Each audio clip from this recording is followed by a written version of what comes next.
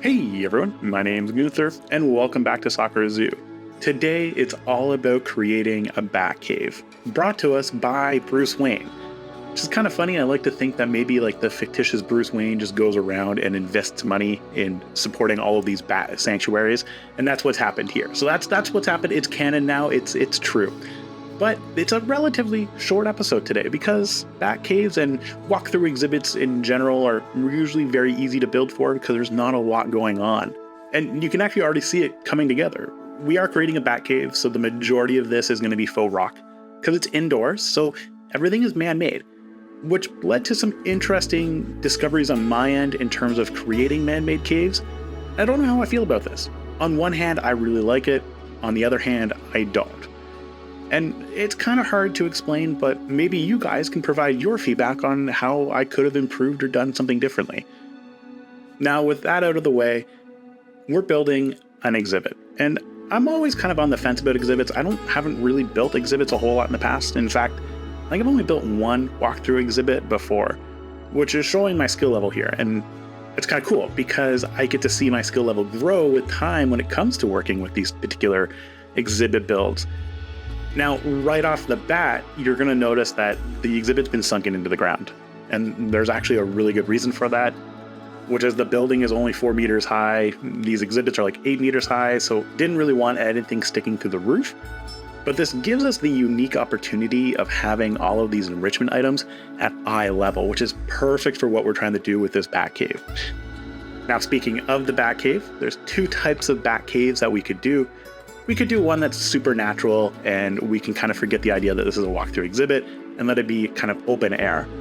But I don't like that idea.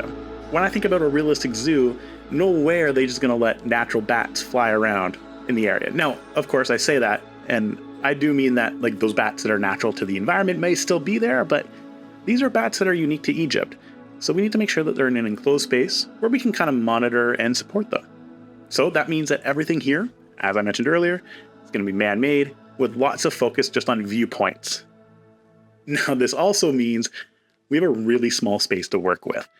So we're trying to pack a whole lot of stuff in here to make it look really cool and interesting, but at the same time, we don't want to just overload it. And that's paramount when it comes to foliage. I'm not putting a whole lot of foliage here. In fact, you can see I put some of the cladding rock on the back wall. We're going to get rid of this eventually because I don't like how this meshed.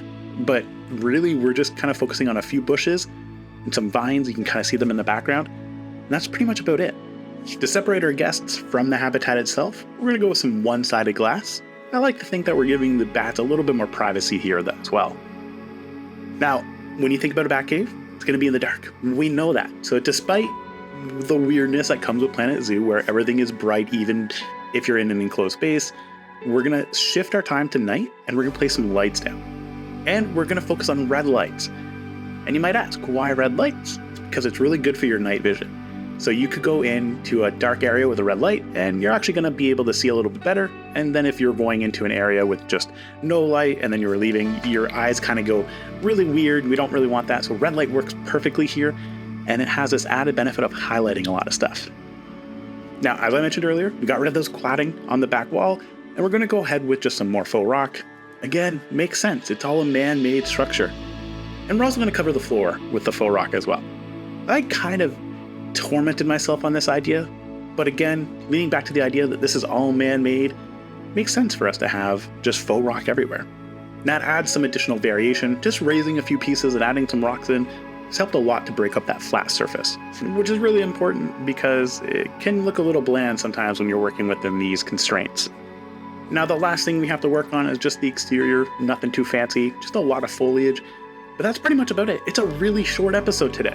And of course, there's a few reasons for this. We had Easter last week. I'm actually heading to a wedding on the day that this video is going to go live, so just a few different priorities this week and last week that meant that I couldn't spend as much time playing Planet Zoo.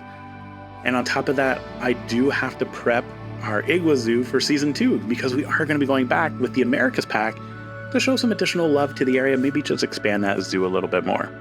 Now, if you've made it this far in the episode, hopefully you've learned something, and if you did, leave a comment down below what you did learn. Now, if you feel that I could have done something differently, also leave a comment, because this is how we improve. Constructive feedback is always important when it comes to playing Planet Zoo, because There is so much in this game that it takes a lifetime to learn it all. Our foliage wall is kind of coming to a close here, which does mean that the episode is over. But before we go any further, we do have a relatively open area just in front of our bat habitat. So if you have any suggestions for what type of animals you would like to see here, throw in the comments as well. Let me know what you think.